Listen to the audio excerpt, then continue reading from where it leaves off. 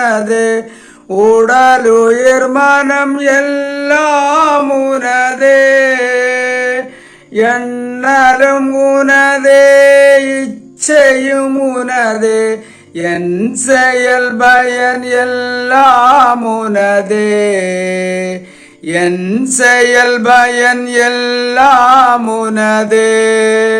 ஸ்ரீமத் பகவத்கீதை 2வது அத்தியாயம். தேஹி நித்யமவத்யோயம் தேகே சர்வஸ்ய பாரத தஸ்மாத் சர்வாணி பூதானி நத்வம் சோஜிது மர்கசி.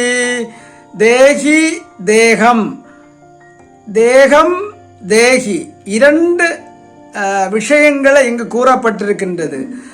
நாம் தேகி, நம்மால் அறியப்படுவது தேகம். இங்கு ஒன்று அறிய வருகின்றது, ஒன்று அறிகின்றது. அறியக்கூடிய நான் தேகம், அறியக்கூடிய நாம தேகமாக இருக்கின்றோம். அறியப்படாத தேகி ஜீவனாக இருக்கின்றது. அறியப்படக்கூடிய நாம் தேகமாக இருக்கின்றோம். அறியப்படாத ஒன்று ஜீவனாக இருக்கின்றது. அதைத்தான் இங்கு பகவான் கூறுகின்றார். தேகி, அந்த அறியப்படாத ஜீவனை தேகி என்றும், அறியப்படக்கூடிய இந்த உடம்பை தேகம் என்றும். தேகி நித்தியமானது, இந்த தேகம் அனித்தியமானது. தேகி நித்தியம் அவத்யோயம் தேகே சர்வஸ்ய பாரத, அனைத்து உடம்புகளிலும் இருக்கக்கூடிய அந்த ஜீவன் அது நித்தியமானது, உடம்பு அனித்தியமானது என்று பகவான் கூறுகின்றார். எவ்வாறு விதவிதமான ஆபரணங்களில் சொர்ணம் நித்தியமானது, ஆபரணம் அனித்தியமானது. ஒரே சொர்ணத்தில் விதவிதமான ஆபரணங்கள், வளை, கம்மல், மோதிரம், மூக்குத்தி, உட்டியானம் என்கின்ற விதவிதமான ரூபத்தில், விதவிதமான நாமத்தில், விதவிதமான உபயோகத்தில் இருக்கின்றது. எந்த ரூபத்தில் இருந்தாலும், எந்த நாமத்தில் இருந்தாலும், எந்த உபயோகத்தில் இருந்தாலும் தேகம் தேகி, அந்த தேகி என்கின்ற உசிறு அழிவற்றது, அது உண்மையானது. அது மனித உடம்பில் இருந்தாலும் சரி,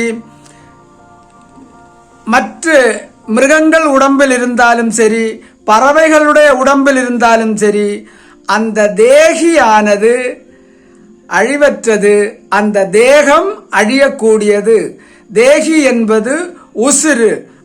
அந்த உயிர் அனைத்திலும் இறைத்தன்மை வாய்ந்தது என்று நம்முடைய ஹிந்து சனாதன தர்மத்தை சார்ந்தவர்கள் உணர்ந்தவர்கள், அந்த உணர்ந்தவர்கள் அதிகமாக இருக்கின்றார் நம்முடைய இந்த சனாதன தர்மத்திலே, பாரத பூமியிலே.